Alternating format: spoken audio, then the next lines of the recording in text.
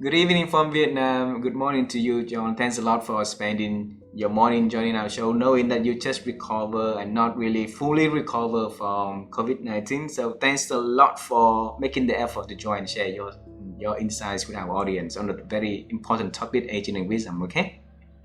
It is my honor. It's my absolute honor to be here with you. And it is a great honor for our audience to have you to do a little introduction about who you are, the works you are doing in our culture. Would you please do that? Short introduction, and this will speak a little bit to wisdom. After failing out of university on the first try, I graduated number 4 in the United States on my second try. I became a CEO of an international company when I was 26. I have since gone on to become an author, speaker, executive coach, trainer to companies worldwide, from startups to the Fortune 5. I've worked for Apple and Microsoft and Amazon, all the way down to people that are just starting their companies. So that's a very quick overview of my career. So if we want to go a little deeper into introduction, what else would you like to introduce about yourself for our audience? I think a couple things, probably a few things that stick out would be, and you can see behind me, I've been reading 100 to 120 business books a year. Wow. Since 1989. So I'm up to about 3,000 business books I've read, many of them multiple times. And that does not include, excuse me, blogs, articles, everything else. So I'm probably one of the most well-read people, I hate to say this, in the world, on business, leadership, topics like that. So, and that would be, and I just try to have fun. There we go. I love my career and I love what I do, and I've turned 60 this year.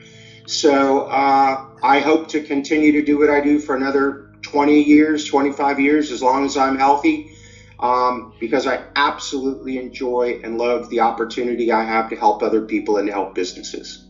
And we want you to be healthy, to be continued for this the works you are doing for at least 25, 30 years more. Okay, John? Please do that for us. Right into what you're saying, the wisdom right there. You love reading and then have fun of doing that also, right? And this conversation today we're having is about a topic that it just came up in my journey lately, and I say, okay, I want to come up with the 50 people that I really admire. I want to hear their story, their insight, their thought about this topic. And definitely John Spence has to be on that list. And thanks a lot for accepting. So the first question is, John, so when you received my invitation for this one, what was your first thinking about this? My very first thinking is, well, when I turned 59, I came up with a saying for myself. I now realize I know very little about almost nothing and almost nothing about everything else. That at this stage of my life, even after all those experiences and all the books and all the articles and all the people I've met, I realize that I still have barely scratched the surface of knowledge that leads to wisdom. The other thing that was very interesting to me is I just read an article in Harvard that talked about the difference between knowledge work and wisdom work. And what they talked about is knowledge work is for people usually early in their career when they're young, and especially the folks that are coming into the workforce today are magnificent at gathering knowledge, gathering data, gathering information. But you need someone like me who's had 30 or 40 years doing it to show them how to take that knowledge and turn it into results. And that's the wisdom. And I really like the idea of pairing, kind of like we're doing now, with someone who's early in their journey, who's learning and growing and studying, with someone who's been doing it decades and understands that. Look, I'll give you a quick example. I just did a strategy for one of my major global clients, and I used ChatGPT to do a large part of it. And the information that ChatGPT gave me was spectacular, except for one thing. If you didn't have 3 decades of doing the work, it was just a list of information. To me, it was a great list of information I could use as wisdom work. Someone knowledge would have just had the list with no idea how to implement it. So when you asked me to talk about wisdom, I thought this is a really unique topic right now. Beautiful, beautiful. So thanks for sharing that, because a lot of people thinking they're having the data at hand, which means that they have everything. It used to be that say data is everything, right? But now make out of that data is really everything, right? So not just the data, it's just a raw number, raw data itself doesn't mean anything at all until we make something out of it. That's where wisdom comes from. So I want to start with the basic, John. So in your word, in your definition, what is wisdom to you? Oh, wow, what a great question. We sort of touched on it. Wisdom is, and I never believed in intuition when I was younger. When I was a young CEO, you almost said it perfectly. I thought I relied on data. I have the knowledge, I have the information, I have the spreadsheet. That's where I get my answer. What I realize now is that intuition is a part of wisdom. And intuition comes from your ability to find patterns.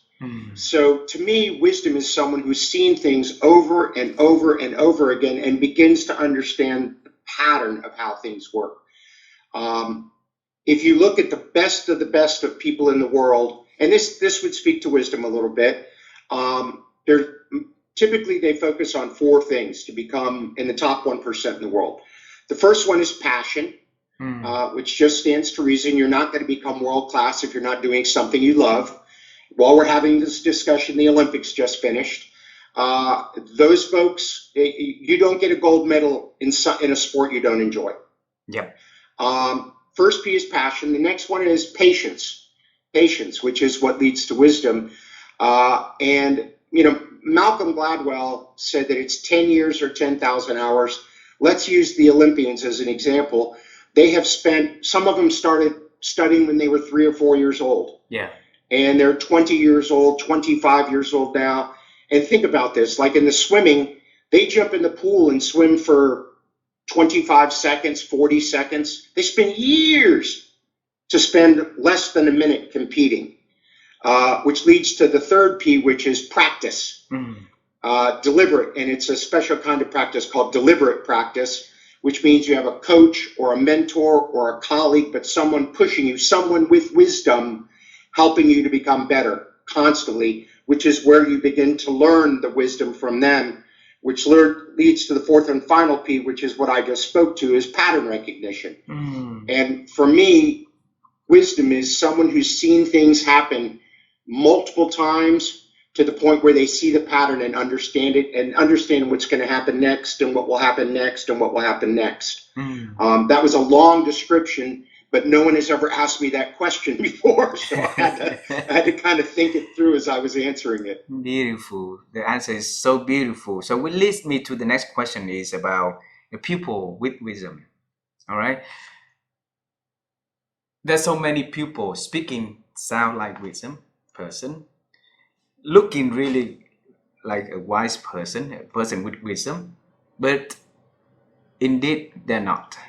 And it's really confusing for us in this world with so many noises out there. So how can we distinguish this is the wise person for us to listen, to follow, to apply their insights and stuff, and this is the type of people that we need to disconnect with and stay away from, so it's gonna help us to be cleaner in our life, more clarity, I think. Again, excellent question. To me, the difference is there's a lot. We've got a theme we're coming up with for this discussion. There's a lot of people that have knowledge. They've read books by wise people. They have listened to speeches by wise people, and they can repeat that information. The key is a wise person actually lived it. They've been there. They've done that.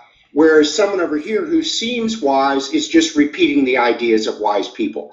I mean, a lot of what I learned by reading from, right now, never in the history of humankind has more information been available for free. I've got books all around me from incredibly wise people who are the best in the world at what they do. But if I haven't lived those things, then it's just information.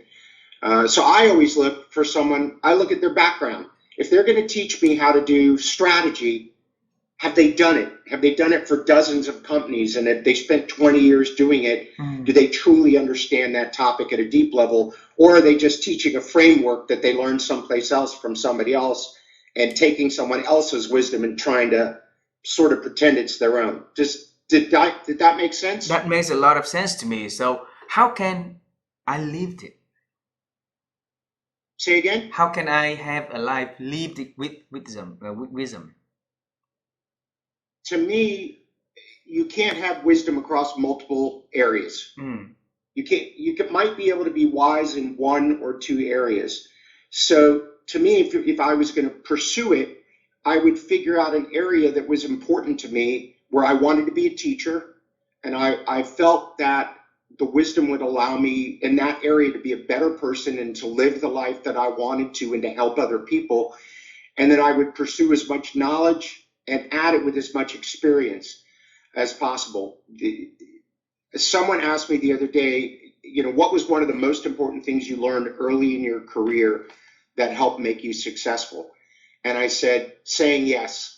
Yes, I'll try that. My boss would say, I need someone to go to Costa Rica to negotiate this deal. Who wants to go? I'm like, I'll go.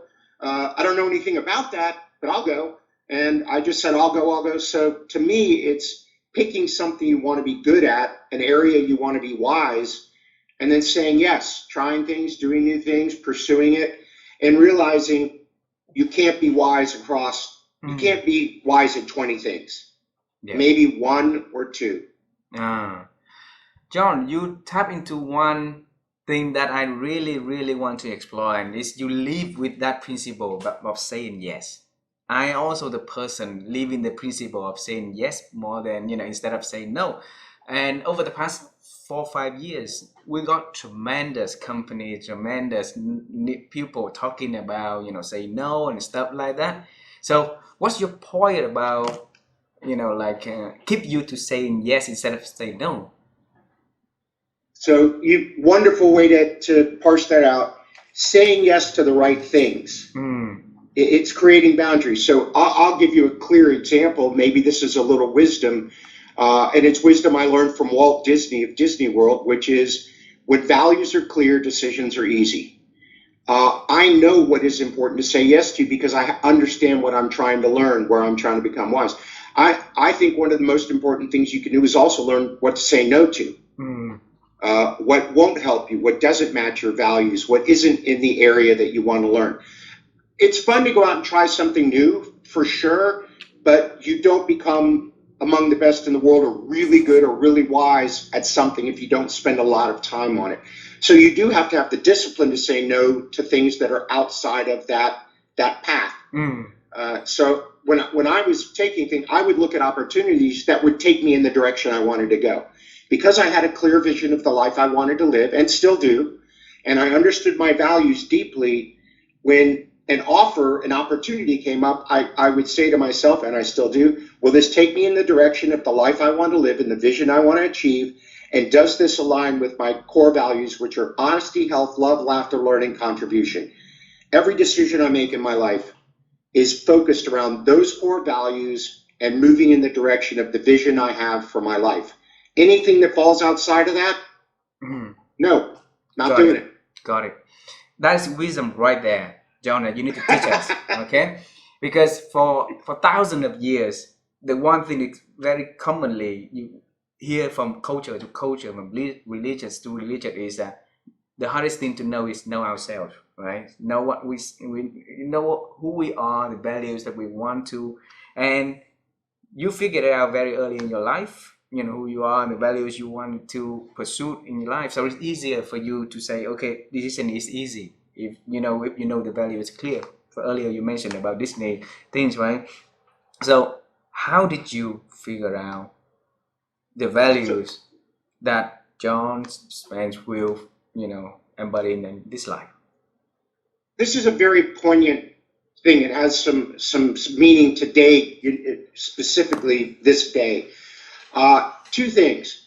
I, not often, but from time to time, I teach a class on personal development, on self-leadership. And again, I've taught it from high schools to Apple. And I teach the same things. I don't change the content at all because it's fundamental things to living a meaningful, happy, and joyful life. And one of the things I ask people to do is write their personal core values. What do they believe in? I teach a class, when I teach this to senior executives, I just taught this to the top 60 people of one of the largest banks in the world. And I asked every time I teach it, I ask the same question. How many of you currently have a written list of your personal core values that you use to live your life by on a daily basis and to make all the major decisions in your life against? And if I ask a room of, let's say, 100 people, how many people do you think have a written list of their values out of 100? Less 20%? Less. 2 people. Oh. 1 person, 2 people. Wow. So 1%. Wow. 1%. And this is something I've seen for 30 years of teaching this. And I've taught that class to more than 250,000 people around the world. Roughly 1% or 2%. And remember, these are people that are quote unquote successful. They're running multi-billion-dollar companies, yet they have no idea of what they truly value in their life. So this is a difference between wisdom and knowledge. When I was in my late teens, early 20s, and I had failed out of college, I realized that if I wanted my life to get better, I had to make it better, that no one else could do it for me. So I started studying success. I read all the books I could, everything. And some of the stuff that we're talking about, I learned back then. And one of them is, what are your core values? So I sat down and did a thing called the eulogy exercise. Eulogy exercise. And are you familiar with the idea of the word eulogy? No. Okay, eulogy in America is what people say at your funeral. When they stand up to speak about you. We were talking before we started recording about your grandma and the stuff that people said at her funeral.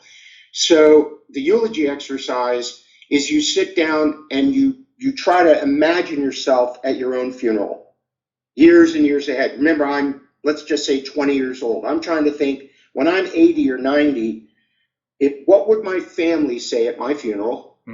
What would my friends say at my funeral? And then what would people from my community say at my funeral?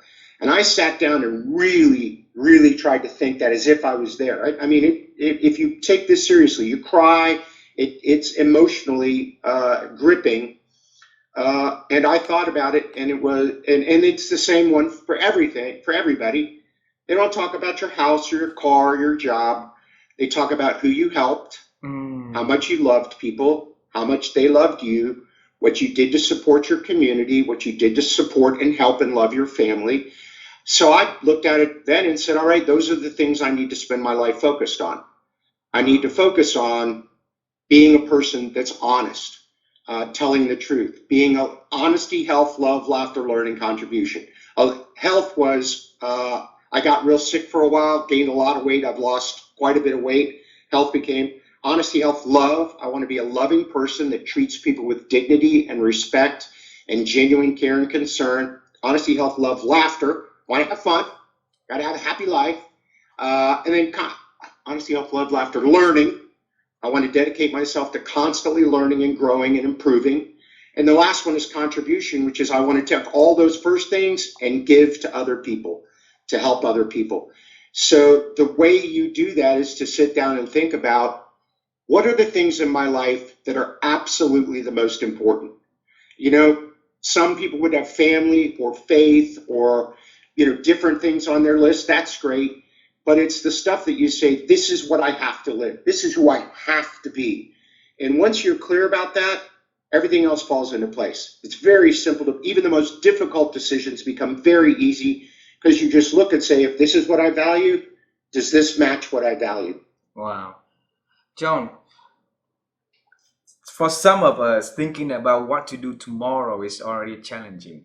What to do for the weekend already challenging. Already like consuming so much of brain's energy and brain cells already right there. And then you talk about eulogy exercise, talk about 60 years in advance, 50 years or like 80 years in advance.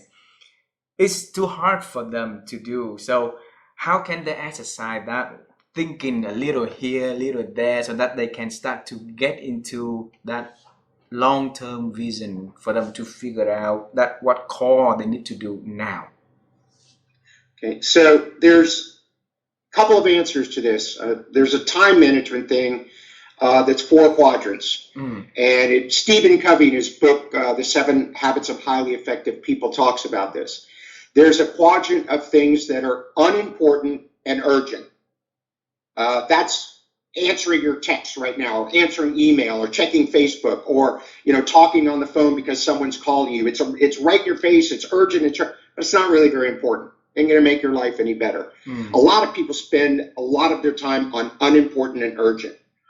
Then there's let me see. Hang on a second. Urgent but unimportant. Unimportant, urgent, and unimportant. There's urgent and important. So that's stuff you need to do today. It's got to get done. It is important, and it's got to happen now. It's your job, it's your work, it's whatever. There's unimportant and unurgent, which is stuff you've got to say no to. Just get rid of it. Here's the one that's the toughest one, something that is important but not urgent. There's where the most important things in your life happen, by carving out time to do things like working on your core values, going to the gym, spending time thinking about the vision for your life, taking care of your health now. So, there's a big part of happiness and success comes from the idea of being able to delay gratification, to do something today that you won't see the results for years. So I think people that have wisdom understand that I don't get it today. I have to, if I want this 10 years from today, I have to make time for it now. And I did something that when I was very young that motivated me to do this. I sat down, and this is again after I just failed out of university and my life was going in a bad direction. I wanted to change it. I wrote myself 2 letters. On one letter, I wrote all of the great things that would happen in my life if I lived by my values and followed my vision. If I studied, I had a real clear vision of what I wanted my life to be like when I graduated from university. What awards did I want to win? What kind of a job did I want to have? And I constantly focused on that. And so I wrote myself a letter. If I do this, this is how great my life will be. It'll be awesome. Then I wrote myself another letter and I said, if you don't do this, what will your life look like? And that was ugly. And I would get up and read those every day. Every day I'd say, if I focus on my vision and my future and my life and my values, this is what my life will look like. If I don't, this is what my life will look like. And frankly, the letter of what my life would look like if I didn't do it was so painful. I looked at it and said, there's no way I want to live a life like that. I'm just not doing anything that would take me in that direction. Part of that was setting time aside to think, to take a walk, to journal, to write. I still have, I wrote up a vision of my life where I wanted it to be when I met my wife 24 years ago. We sat down together and wrote out what we wanted our life to look like. And except for health, that's at some level out of your control. Everything else is almost exactly what we wrote 24 years ago. And the reason is we've made decisions along the way that have allowed us to get there. Which also means it was very clear for us to say no to things that weren't going to create our dream life, our ideal life. Maybe that's wisdom, is the wisdom to understand that I have to do something today if I want to have something 10, 15, 20 years from today. Beautiful. I want to bring you to the moment that you wrote the 2 letters to yourself. One is a to-do list if you want to have, this kind of life. And then if you're not doing this, you're going to have this kind of, life. And you see the beauty and the ugly. And then for you to really see by your eyes in order for you to easily to make a decision. That's wisdom right there at a very early age. That's very early age. So tell me, how did you come up with that idea, that wisdom at the age of 18, 19 like that to write those letters for yourself? So I think the idea was, and I had a mentor years ago, and he would give me he was my mentor at my job, and he would give me a book, on a Monday and say I had to make a book report on Friday to him. Mm. Every Monday I got a book, every Friday I made a book report, and then he would say, what are the 3 things out of the book you're going to apply? And I would tell him, he would write that down and say, you'll now be held accountable. So I think the difference is a lot of people read self-help books, but not many people do the exercises. I was one of the rare people that when I saw an exercise like these 2 levers, I saw that in a book and said, do these. And I went, okay. So I blocked a half a day. I took a half a day, probably a Sunday, I don't remember. I remember the room I was in. I remember writing them. And I remember clearly they sat in a little desk next to my bed. And every day when I got up, I read them and put them back in there. But I think the difference is I had the knowledge. Maybe at that young age, I had enough wisdom to say, I have to actually do the exercise. Mm. But look, we're going all the way back to the beginning. It's one thing to read it. It's another thing to do it. Yeah. I started back then saying, I'm going to go ahead and apply this and write it out and use it and invest the time. Has it worked out well? Yes, extremely well. Luckily, I did not live the paper. That wasn't the life I wanted to live. John, I think the idea of executing the ideas, bring ideas and then take action on that is not new anymore. It's been here in the universe, under the sun for thousands of years already. But you look at the people around us, you look at the people who really embodied that idea, who live that with that principle, and not a lot. So what stopped them knowing the ideas when only valuable when you take action on that, but they didn't do it? What stopped them? Well, 2 things. That's also the biggest problem in businesses worldwide. Mm.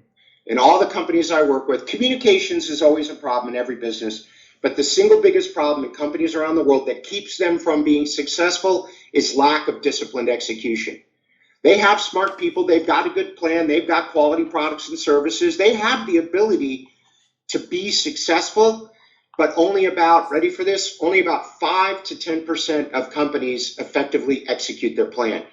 I think if you looked at people, it's probably about the same number. Mm. That people have a dream of the life they want, and they have maybe not even a clear vision, but they want things to be better. The problem is they're not willing to do the work to get that done. Mm. There's a lot of these quotes. Successful people do what unsuccessful people are unwilling to do.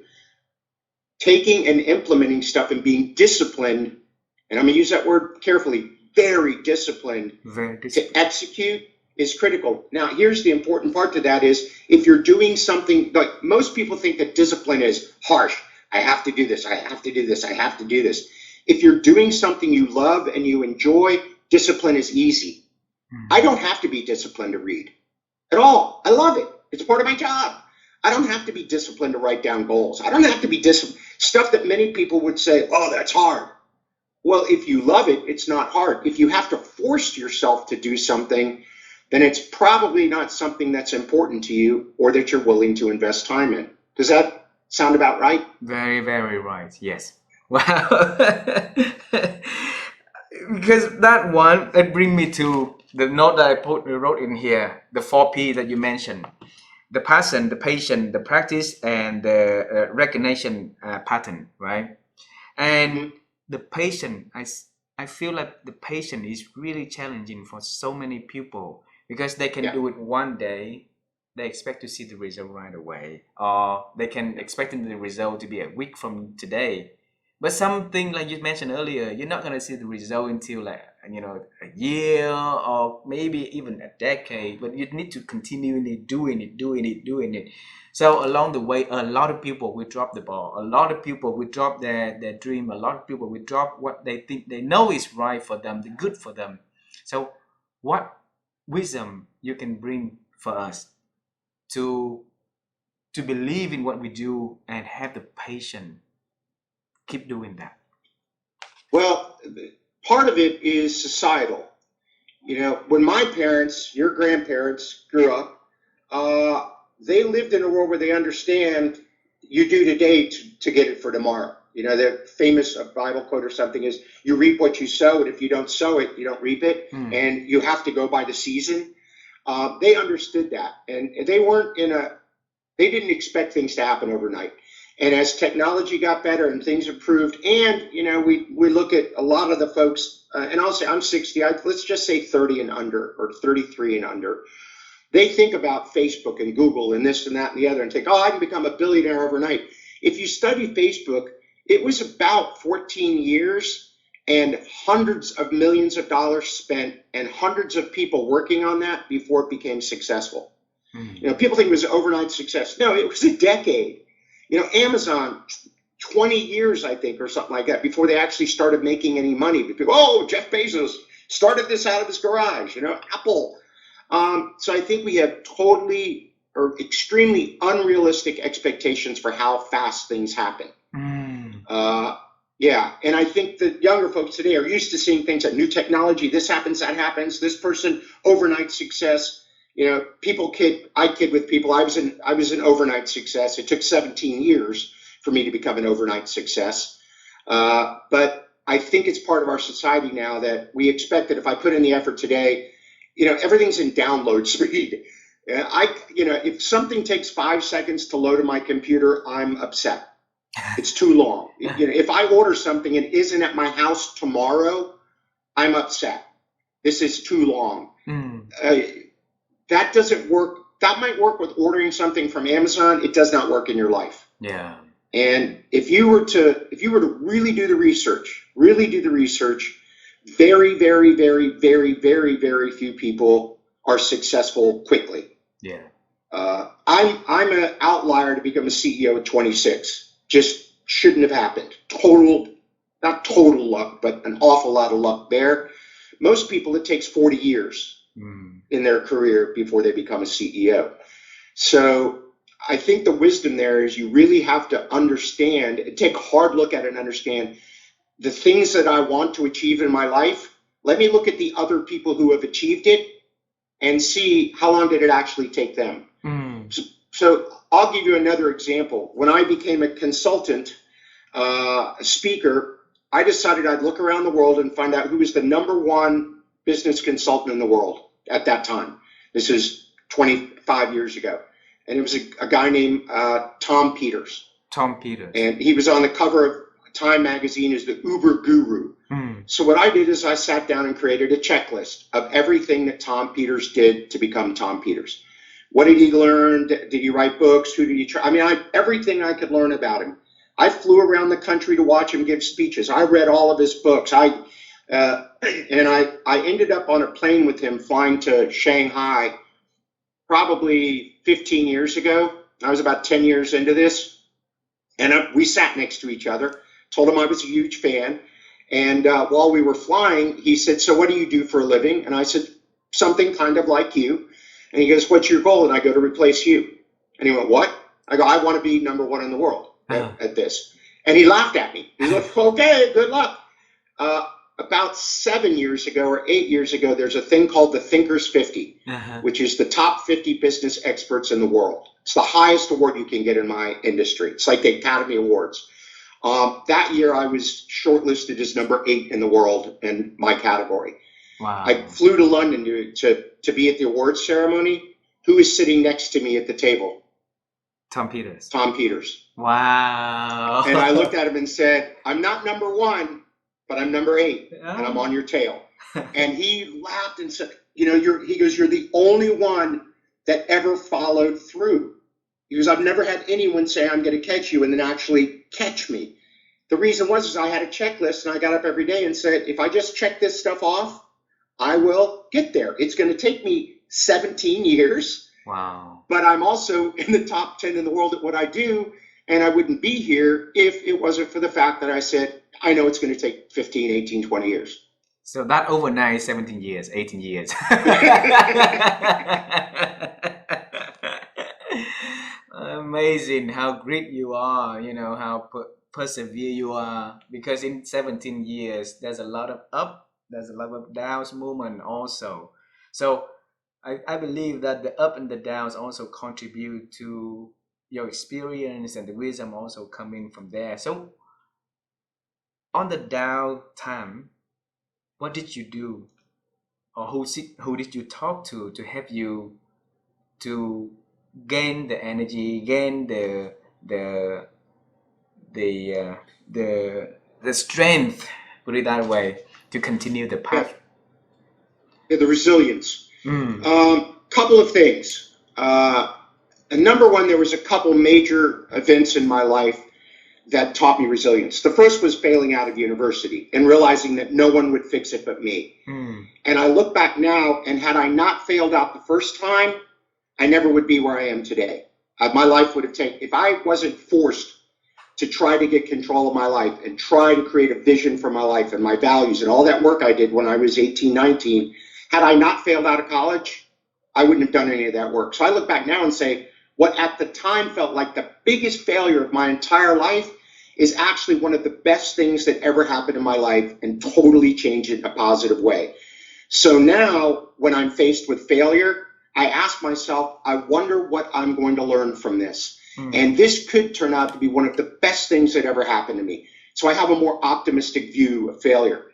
Another thing is, in 1992, we had a massive hurricane, I guess you guys would call it a typhoon, go through where I lived in Florida, and I lost everything I owned in the world. Everything gone. I evacuated in my car, and I had to live in my car for a couple of months. And I learned, it was one of the, at the time, living in my car, I lost my house, I lost everything. I had insurance, but I put my head down and I made it through that. And I realized now lessons I took from that. One, I can make it through really, really tough times. If I have to, I can live in my car. I can walk through this, I can handle losing everything. So I know I can be tough, and I know I can be resilient. Then the other thing I learned from that is it's just stuff. Mm. And I think I was about 30 when that happened to me, maybe a little younger. So I learned early in life that all those things, houseboats, cars, it's just stuff. It's just stuff. It's nice. I like stuff. I like nice stuff.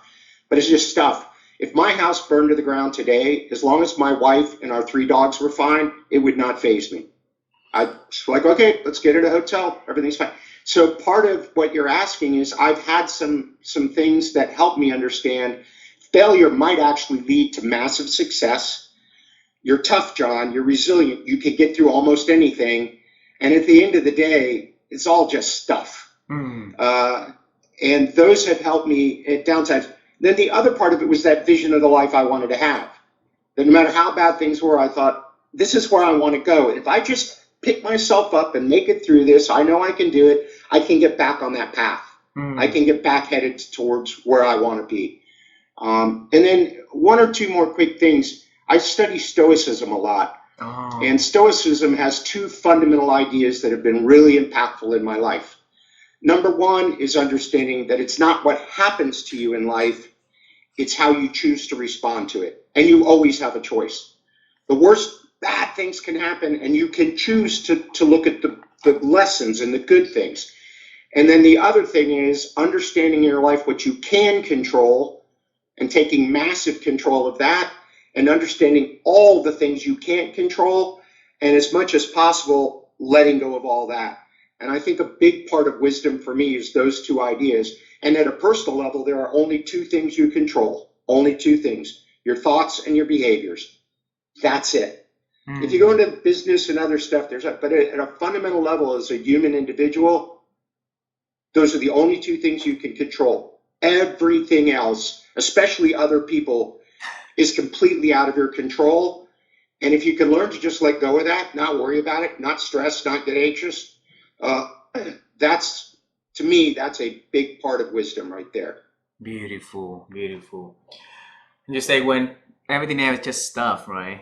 Car just stuff, house just stuff. A pen I'm holding in my hand right now, it's just also just stuff itself, right? And it helps you to see things lighter, to look at what is more important in life for you to concentrate rather than concentrating to something else that's not that much important. The question is, Yeah, from Buddhism, that would be attachment. uh, Letting go of attachment. I have no attachment to my stuff. It's nice, but it's just stuff. If it all went away tomorrow, as long as I'm healthy and my wife's fine and the people I love are okay, I can always get more stuff. but a lot of people will not be able to let go of that attachments. All right. So because it's attached to them, to their life, to their feeling, to how they think, everything, right? So tell me one or two ways to let go of that attachment and then so free our soul for something more important. So, a couple of things, and that's why I said this is especially meaningful today.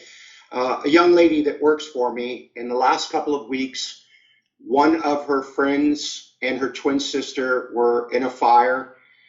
Their electric bike caught on fire in their apartment.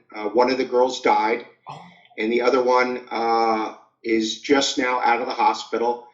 And I told the sorry. young lady that works for me, and she's doing well, and she has moved through some of the grief. And I said, watch her, listen to her, learn from her. She's gone through incredible grief. There's an amazing lesson to learn there. Also, two of her friends' fathers died. She's 28, so this is young, and her father died while she was young. And she's at a funeral right now as you and I are speaking. Oh, She's at one of the funerals, and I said, listen carefully. Listen to what people say. They're not going to talk about his car or his house or his boat. They're going to talk about what a kind and beautiful person he was, and how generous he was, and how much he loved his family. So I think being able to again, that eulogy exercise, think long term about what do you really want your life to stand for, helps you understand how to act and behave today, and how to be patient in the face of even the most challenging things. thank you. I'm sorry to hear the story of she. So please send our adolescent to her, please. Okay. Okay. Yeah. I want to. It's hard for me to continue when I hear this one. I want to have this last question for you. Is about the generations because uh, wisdom accumulated through time, it will become so much valuable for a lot of people to listen to learn, to reflect, to think, to adapt into their lives, and it can help them to get to wisdom earlier, get through challenging times a lot better and more equipped to face with anything that happen in their lives, right? And for now, we have a really big gap in generations, and young generation look at, different generations and say, oh, I have all of the technology, I have every data, okay? So I have every knowledge in life in here.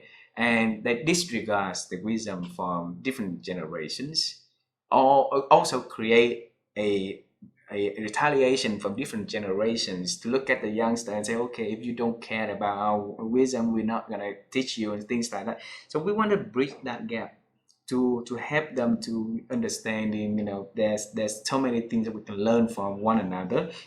What can we do, John? So I'm smiling because I was reading Socrates recently from back at thousands of years ago, and he was complaining about the younger generation. Man, they don't work, they have a bad work ethic, they're lazy, they don't learn, and so this has only been a problem for 5,000 years. uh, Uh, Here's something that changed the way I looked at things. mm, When I was about 30, 33, I really thought I understood everything. I thought I'm smart, I'm wise, I'm brilliant. Then one day I woke up and realized I have no idea what I'm doing. I'm just making it up the best I can every day. And I also learned, which was a big, big lesson, is I'm not right. There's oh, lots of ways to do things.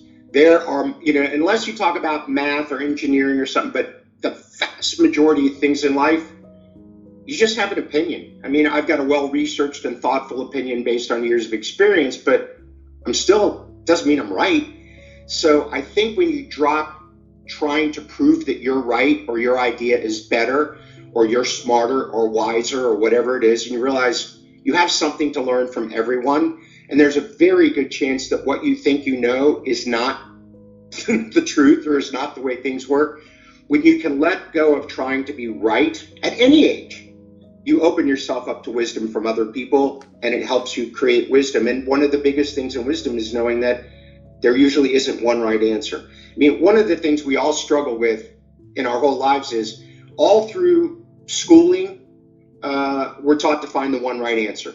You want to get an A on the test, you have to find the one right answer.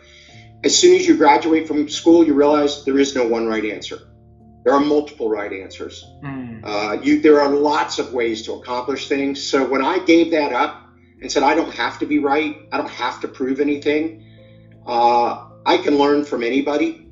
I could very well be mistaken, and this is a great opportunity to learn from someone that knows better than me. All of a sudden, you open yourself up to wisdom and understanding that you don't have to tell anybody else what to do either. Wow. Well, John, this is one of the best conversations I ever had. In the past 4 years doing podcasts, and every time I had a conversation with you, I got out a different person. Because I know that I will talk to my wife and my children next, and we're gonna have the whole evening talking about it until tomorrow morning. Because not gonna sleep, and we continue talking about the idea you share. So thanks a lot for bring your experience, your wisdom, your lessons, and your willingness to share that to other people to help us get better as human beings. Thanks a lot for doing that, John. It's my honor. It's my joy and my pleasure, my honor. Thank you very much. And I look forward to seeing you one day. And in Vietnam, if you have opportunity to do the speaking engagement, and who knows when it's gonna come, right? So look forward to doing that. Or if I travel to the US to visit my family, then I hope to be able to go to Florida and having a beer time or coffee time with you and your wife. Okay. That would be wonderful. All right, my friend. Have a wonderful day, and thanks a lot for spending your time with us. Oh, it's absolutely my pleasure. Absolutely my pleasure. Take care and give my best to your whole family, please. Thank you very much. Same to your family, please. Of course. Mm-hmm. Bye-bye.